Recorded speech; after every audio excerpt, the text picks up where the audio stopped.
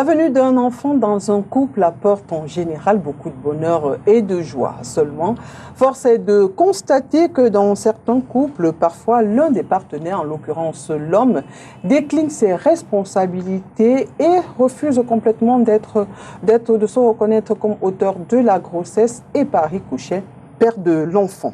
On en parle dans un instant.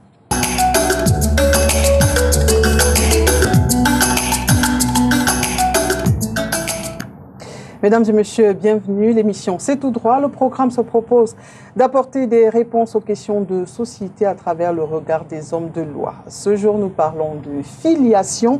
Comment se fait la reconnaissance d'un enfant et peut-on contraindre un père à reconnaître son enfant? Pour nous éclairer ce jour, je reçois sur ce plateau Sylvie Ecobel, est juriste. Sylvie, bonsoir et merci d'avoir accepté notre invitation. Bonsoir, c'est moi qui vous remercie.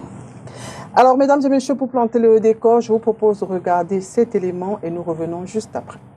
Ne pas reconnaître son enfant, c'est que peut-être la femme est en train de l'emmerder, le fait casser la tête et dans ce sens, il dit que ça ne vaut pas la peine.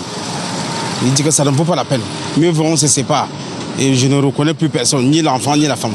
Est-ce que c'est normal? Concrètement, ce n'est pas normal.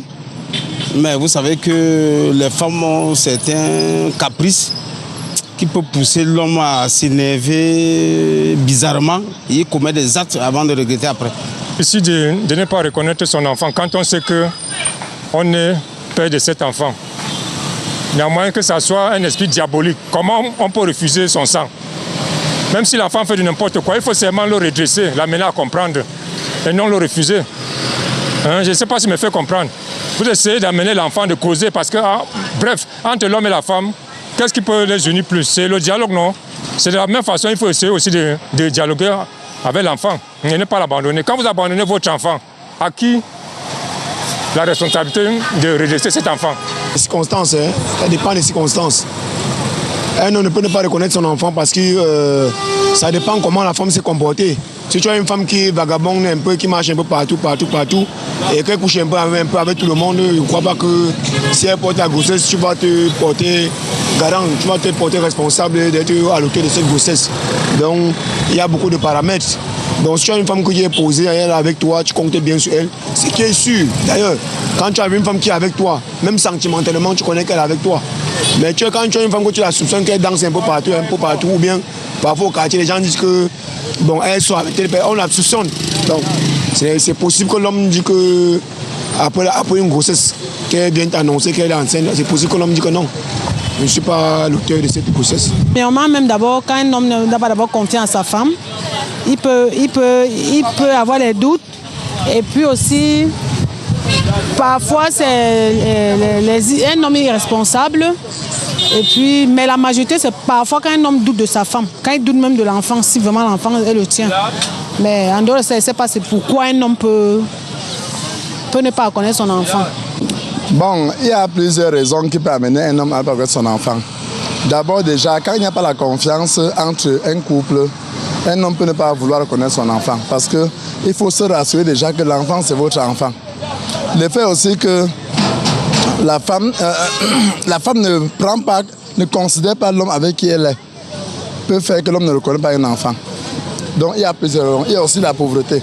Parce que de nos jours, la femme cherche à attribuer l'enfant à la personne qui a les moyens pour regarder l'enfant. Et pas à la personne qui est le géniteur de l'enfant. Je ne sais pas si... Non, ce n'est pas normal, on le sait bien, ce n'est pas normal. Mais la mère d'enfant est à 90% responsable de l'enfant, puisque c'est elle qui reste avec l'enfant, c'est elle qui est mieux placée pour dire que cet enfant appartient à tel homme ou pas. Voilà, nous avons bien écouté les avis des doualets. Sylvie, un commentaire après les avoir... Après ces différents avis? Oui, disons que ce que je constate, en fait, ce qu'on constate toutes, c'est que généralement, les hommes ont tendance à rejeter la faute de leur irresponsabilité aux femmes, en réalité. Parce que ce qu'on dit dans notre société, c'est que l'enfant va me chercher. En fait, ils ont un slogan qui dit généralement que lorsqu'un enfant va grandir, il va nous chercher. Donc, vous allez voir, le phénomène d'enfant abandonné ou bien de mère célibataire, ça devient un épiphénomène. Si on fait des statistiques, on va voir qu'il y a près de 90% de jeunes femmes qui sont abandonnées dès lors qu'elles annoncent même seulement à l'auteur de leur grossesse qu'elles ont un retard ou bien qu'elles attendent un enfant d'eux. Ces derniers, sous le prétexte, vous avez tout à l'heure entendu, des fallacieux prétextes en fait. Certains disent que c'est parce qu'ils doutent de la paternité, certains disent que c'est parce qu'ils ont des antécédents avec la génitrice ou bien qu'ils ont des problèmes avec la génitrice. C'est pourtant que le bon sens voudrait que même si on a des problèmes avec sa compagne ou bien son compagnon, les enfants ne doivent pas en pâtir des problèmes qui ne le concernent pas, en fait. Parce qu'on fait un enfant, on doit être responsable de cet enfant, malgré les vicissitudes de la vie, malgré les problèmes qu'on a vis-à-vis de la génitrice. On doit dissocier, en fait, la relation qu'on entretient avec son enfant et la relation qu'on entretient avec sa partenaire. Bon, est-ce qu'on va dire qu'ils ont complètement tort? Certains disent qu'il n'y a pas de fumée sans feu. Bon, même si le gaz lacrymogène est une fumée sans feu, je ferme la parenthèse. Est-ce qu'ils n'ont pas quelque part aussi raison? Peut-être que c'est leur partenaire, ils ont des doutes sur la partenaire et à ce moment-là, ils préfèrent mettre tout, même l'enfant, dans le doute. En fait, en ce qui concerne le code civil de législateur camerounais et puis les expertises sanguines existent, en ce qui concerne les droits des enfants, en ce qui concerne tout ce qui concerne l'enfant est encadré strictement par le législateur camerounais qui permet à toute personne qui doute, même celui qui est marié, même un enfant qui vient pendant le mariage, dans le mariage, l'époux qui doute de la sincérité ou bien de la moralité de sa compagne pendant ce moment de conception peut demander une expertise, peut demander à faire un test d'ADN. Dès lors que le test d'ADN est réalisé et qu'on a la certitude que cet enfant n'est pas le sien, il peut engager une action en désaveu en paternité. C'est ce que le législateur permet à ces personnes-là de faire. Donc moi, je pense que je veux dire que la paternité d'un enfant ne se présume pas. On peut effectivement, si on veut se désengager de certaines responsabilités, essayer de faire un test ADN qui va effectivement établir qu'on est le père de X ou on n'est pas le père de Y. D'accord. Je m'arrête sur cette réponse-là. Vous avez parlé de désaveu de paternité. Alors, est-ce que ceci arrive avant, du moins ça arrive avant ou après? Est-ce qu'il a déjà reconnu l'enfant? Là, il peut faire un désaveu ou alors il n'a pas encore reconnu et là, ça marche. En fait, quand on parle de désaveu en paternité, c'est dès lors qu'on a déjà reconnu l'enfant. C'est généralement dans le cas d'enfants qui sont conçus, des enfants légitimes, qui sont conçus dans le cadre du mariage. Le mari s'est peut-être rendu compte que pendant cette période de conception, soit il avait un problème entre guillemets, d'impuissance, ou bien qu'il n'était pas là pendant la conception, ou bien qu'il a eu vent que pendant la conception de cet enfant, sa compagne, son épouse, généralement entretenait une relation coupable avec quelqu'un d'autre, et puis il y a eu conception. Maintenant, pour se rassurer qu'effectivement il est le géniteur ou il n'est pas le géniteur, il peut demander à chercher à avoir un test, une expertise sanguine ou bien un test d'ADN pour pouvoir avoir la certitude de sa filiation, de sa paternité. Si sa paternité n'est pas avérée, il peut engager une action en désaveu en paternité. Parce que ce qu'il faut savoir, c'est que dès lors qu'on fait un enfant, qu'on soit marié, qu'on ne soit pas marié, avec les dispositions de l'article 203 du Code civil, article 71 de l'ordonnance de 1981, ici, là, oblige les pères et les mères à être responsables, à nourrir, entretenir, à éduquer, élever leurs enfants. Ça veut dire que c'est un ensemble de responsabilités. Donc, vous ne pouvez pas, pour ces hommes-là qui ont été trahis, vous ne pouvez pas prendre ces responsabilités vis-à-vis d'un enfant que vous savez pertinemment qui n'est pas le vôtre. D'accord. Alors, je veux bien comprendre, je veux compléter mon entendement à ce niveau-là. L'acte de naissance, comment est-ce qu'on fait? On va barrer le nom du père? Comment est-ce qu'il va se présenter à ce moment-là? En fait, l'acte de naissance, il y a d'abord, premièrement, vous introduisez une action en justice, vous apportez des éléments qui permettent d'étayer, effectivement, qui permettent de corroborer vos dires, qui permettent d'attester qu'effectivement, vous n'êtes pas le père de l'enfant. On va rendre un jugement que vous allez obtenir la grosse. Avec cette grosse, vous allez vous rendre devant un officier d'état civil qui va effectivement prononcer un certain nombre de transcriptions sur l'acte de naissance de l'enfant. D'accord. J'espère que ce n'est pas plus traumatisant que les PND qu'on avait avant.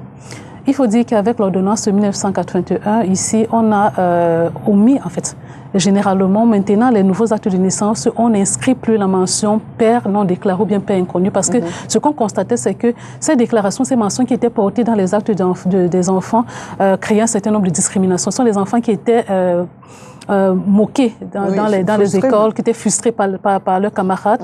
Et maintenant, le législateur camerounais a permis, avec l'ordonnance 1921, qu'on puisse laisser un espace en blanc. L'espace en blanc est laissé pourquoi? Parce que ça permet ici aux géniteurs, qui peut-être après être revenus à de meilleurs sentiments, de pouvoir engager une action en reconnaissance de paternité, en reconnaissance d'enfant. Et dès lors qu'il aura obtenu un jugement qui est souvent rendu devant le tribunal, soit de premier degré, soit bien le tribunal de grande instance, soit les tribunaux qui sont compétents en ce qui concerne l'état des personnes. Lorsque vous obtenez ce jugement, vous partez maintenant devant un officier d'état civil pour faire les transcriptions légales, en fait. D'accord. Alors, dans notre Vox Pop, il y a un monsieur qui a parlé des difficultés financières qui peuvent pousser la mère à attribuer sa grossesse à un autre homme. Est-ce qu'ici, moi, je ne parle pas de l'homme qui n'a pas reconnu, la mère qui attribue une grossesse à quelqu'un d'autre.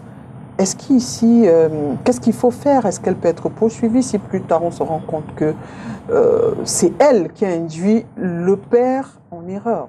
Oui, il faut dire qu'ici, nous sommes en face d'une infraction qui est pénalement réprimée. Ici, il s'agit du recel de paternité, le fait d'attribuer la paternité de son enfant à quelqu'un d'autre que son véritable géniteur. Bien entendu, dès lors qu'on le fait, on est passible des peines privatives de liberté et puis on est en marge même de la loi. Ça veut dire que le géniteur qui a connaissance, qui sait pertinemment qu'il a entretenu pendant la période de gestation, pendant la période de fécondité, il a entretenu des rapports avec ces derniers, et qu'à la suite de cela, il y a eu une conception. Il peut, comme je l'ai dit d'entrée de jeu, essayer d'engager un certain nombre d'actions pour pouvoir avoir la certitude. Parce que, en fait, généralement, comme on le dit, c'est la femme la femme qui connaît effectivement qui est le géniteur de son enfant. Dès lors qu'elle vous attribue une paternité, pour avoir la certitude de votre paternité, il est préférable d'engager une action ou bien il est préférable d'essayer de faire des tests de paternité, les tests sanguins, les tests d'ADN pour pouvoir avoir la certitude qu'effectivement cet enfant est le vôtre. Mais maintenant, il a parlé du cas de pauvreté. Autrement, je pense que c'est de l'immoralité parce qu'effectivement, l'état de nécessité, l'état de précarité ne peut pas conduire normalement, moralement, quelqu'un de pouvoir attribuer la paternité d'un enfant à un autre ou bien ne peut pas également excuser le fait qu'un homme ne puisse pas prendre soin de son enfant parce que peut-être il n'a pas de revenus. Autrement, je pense que c'est juste de l'irresponsabilité, c'est juste de la mauvaise foi parce qu'en fait, on veut se débarrasser de ces responsabilités. Vous allez voir des femmes qui prennent soin des enfants de la conception jusqu'à l'âge de 21 ans, 22 ans. Et puis, vous allez voir un beau jour quelqu'un débarquer devant la porte et dire qu'il est venu chercher son enfant. Parce qu'en fait, dans notre société, on a l'impression qu'on a cautionné. On a l'impression qu'on acclame même des hommes qui abandonnent leurs enfants. Ça devient comme un épiphénomène. Vous n'allez pas voir marcher dans la rue, dans une famille, il y a au moins 5 filles ou 5 femmes qui ont été abandonnées par leurs enfants. Ce sont des enfants qui vivent comme ça, sans connaître l'affection paternelle, sans connaître la chaleur paternelle. Ce sont des enfants qui sont abandonnés à eux-mêmes parce que sous le prétexte que la société tolère cet acte. Parce qu'on sait que du jour au lendemain, ce monsieur va se présenter et dire que l'enfant va le chercher. Donc, vous allez voir des enfants qui ne vivent pas avec leur papa, des enfants qui sont abandonnés, qui ne savent même pas souvent qui est leur géniteur parce qu'effectivement, ce dernier a décliné ses responsabilités dès la conception. Ce sont des personnes qui disent dans le quartier à tout va que quand l'enfant va grandir, va le chercher. Ce sont les gens qui savent qu'effectivement, la scolarité, c'est la mère, c'est la responsabilité de la mère. Ils se débarrassent complètement de leurs obligations en sachant que demain ou après-demain, l'enfant va revenir parce que dans nos traditions, effectivement, dans certaines nos traditions, lorsqu'il y a en matière de dot, généralement, on cherche les géniteurs, on cherche le père. J'allais dire que très souvent, ils reviennent quand l'enfant commence à s'en sortir et surtout quand il y a la dot. Il faut qu'ils reviennent récupérer la dot, bon, quand c'est une fille. Alors sinon, comment se fait la reconnaissance d'un enfant?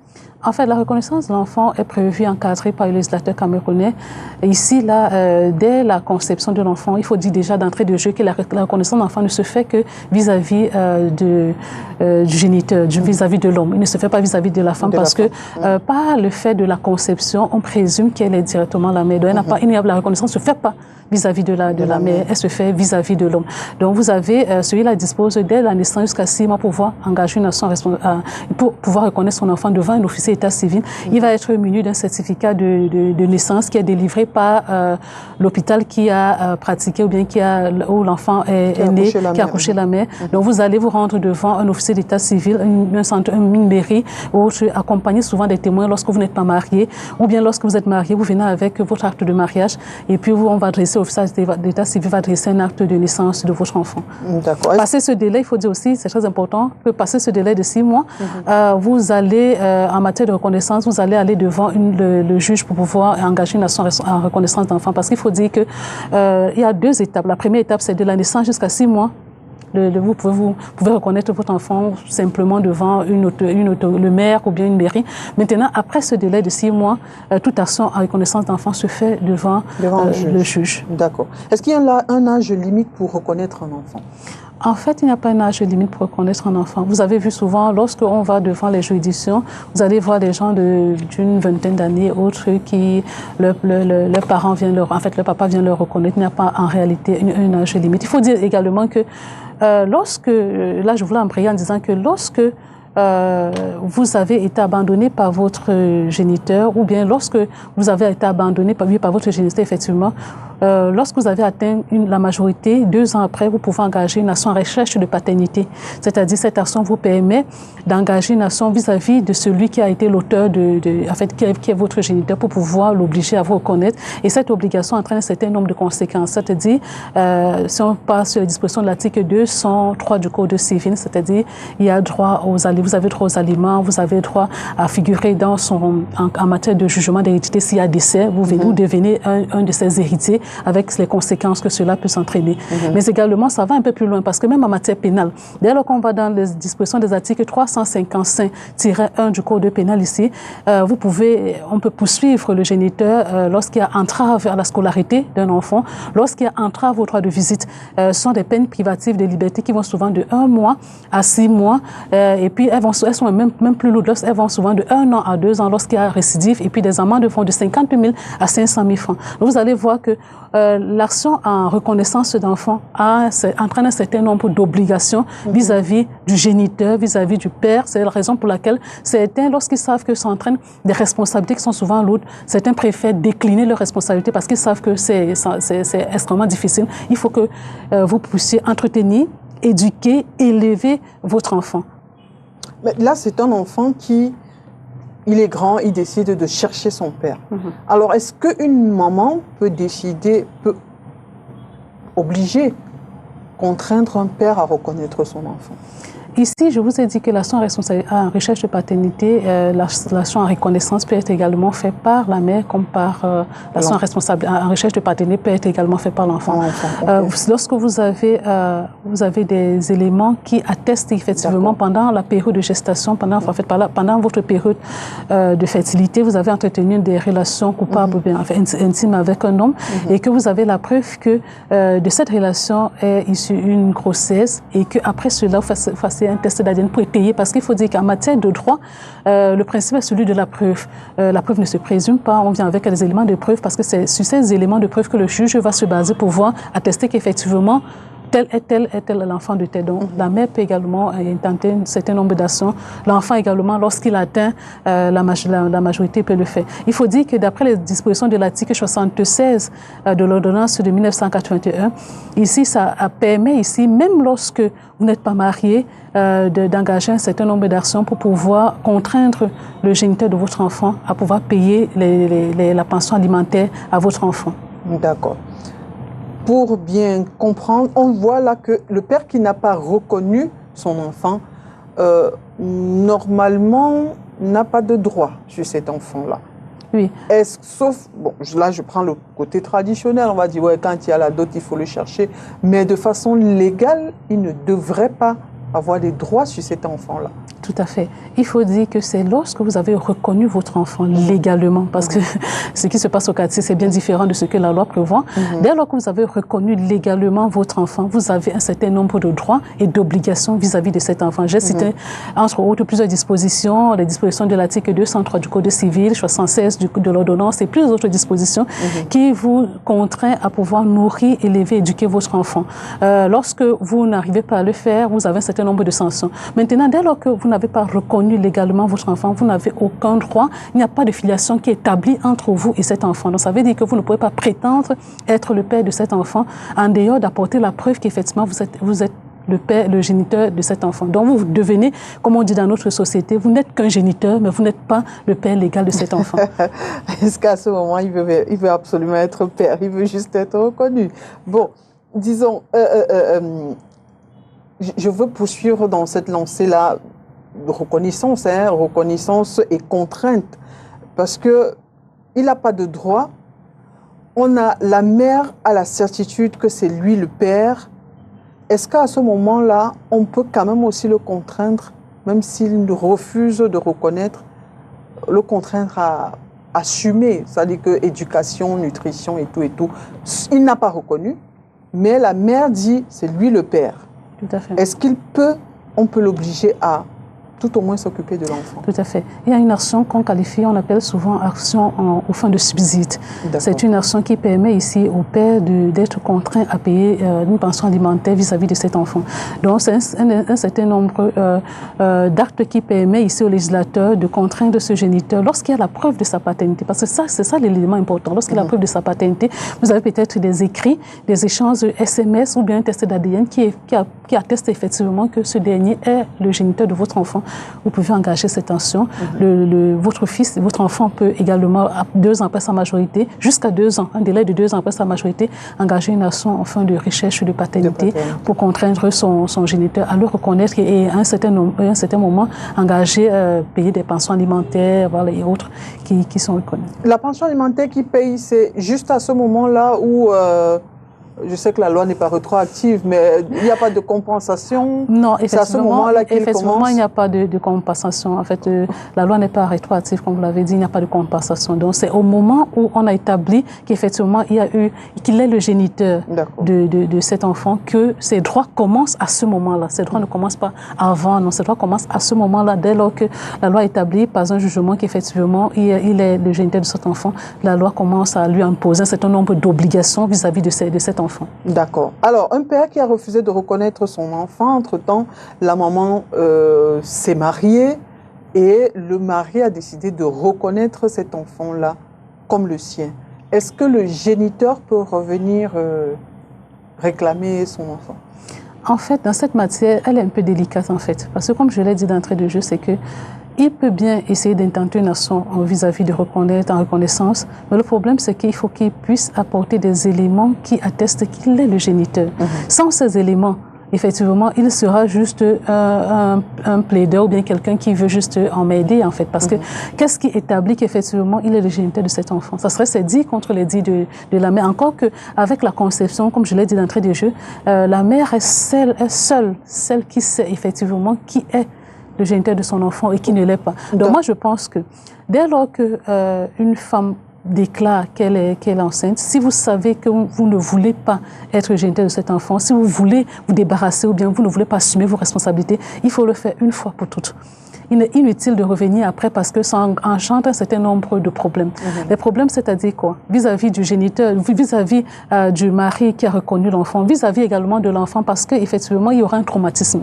Voyez-vous quelqu'un qui a pris soin de votre enfant, ou bien un enfant qui a eu juste le mari de sa mère, il a eu juste cette figure paternelle. Et puis demain ou après-demain, vous voyez quelqu'un qui sort de nulle part et qui vient dire qu'il est le géniteur. Souvent même, il veut obtenir la garde de cet enfant. Et tant que dès l'entame, il s'est désengagé de ses responsabilités. Moi, je pense qu'il est sain pour quelqu'un, ou bien il est bienséant lorsque vous savez que vous ne voulez pas vous embarrasser de ce type de contraintes, de vous désengager dès l'entame et puis de ne pas revenir plus tard. Et puis je vais m'aller encore un peu plus loin parce que le plus souvent dans notre quartier, on dit souvent que dès lors que l'enfant aura 7 ans, même pour ceux qui ont reconnu, vous allez voir, on dit souvent que dès lors que l'enfant aura 7 ans, son père va reconnaître. Moi je dis que c'est faux parce que c'est juste du racontage du quartier, je vais déjà le dire, parce que effectivement, la garde de l'enfant n'est confiée que dans l'intérêt de l'enfant. Vous allez voir, même les femmes qui sont des femmes au foyer, qui n'ont pas d'activité génératrice de revenus, lorsque le géniteur estime que elle apporte un certain nombre de soins, elle apporte un encadrement, et lorsque l'enfant est dans de bonnes dispositions avec ce dernier, la garde de l'enfant va être remise à ce dernier.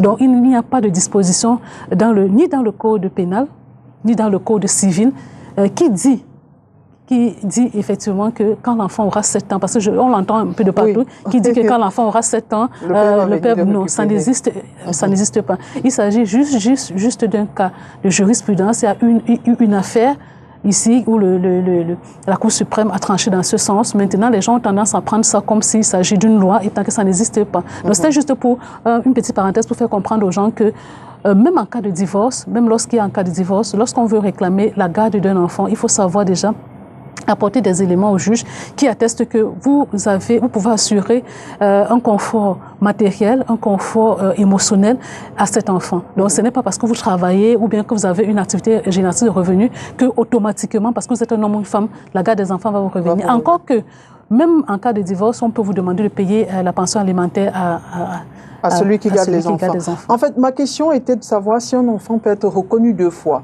Donc, il a décliné sa responsabilité malgré tout ce que la mère a pu faire. Tout le monde sait que c'est lui le père, mais il n'a pas reconnu. Mais elle se marie plus tard et le mari reconnaît cet enfant-là. Est-ce que cet enfant peut être reconnu une 2e fois par son père? Non, un enfant ne peut pas être reconnu plusieurs fois, en fait. Un enfant ne peut pas être reconnu plusieurs fois parce que la première reconnaissance, elle a une valeur probante. Maintenant, comme je suis en train de dire, lorsque vous apportez des éléments qu'effectivement cet enfant est le vôtre, le géniteur, en fait, celui qui a pris soin de cet enfant peut engager une action en désaveu de paternité pour vous permettre, vous, le géniteur, dès lors qu'il y a peut-être eu une entente, de pouvoir reconnaître cet enfant. Mais ce n'est pas que dès lors qu'il y a eu un premier acte où on a reconnu X, on fait un 2e acte. Non, ça ne se passe pas comme ça. Il faut qu'il y ait un désaveu de paternité et puis on puisse procéder maintenant à une autre reconnaissance. Merci. Parce que quand il y a un désaveu de paternité, ça veut dire que vous revenez à l'état initial. Ça veut dire que vous n'avez pas vous n'avez plus de géniteur qui est inscrit dans votre acte de naissance. Vous n'appartenez plus à tel, vous n'êtes plus le fils de tel. Maintenant, votre géniteur, s'il a la possibilité, il peut maintenant vous reconnaître. D'accord. Merci beaucoup Sylvie pour tous ces enseignements. Merci déjà d'avoir accepté notre invitation. C'est moi qui vous remercie. Mesdames et messieurs, merci d'avoir été des nôtres. Nous espérons avoir répondu à quelques-unes de vos préoccupations. N'oubliez surtout pas, nul n'est au-dessus de la loi et nul n'est censé ignorer la loi. À très bientôt.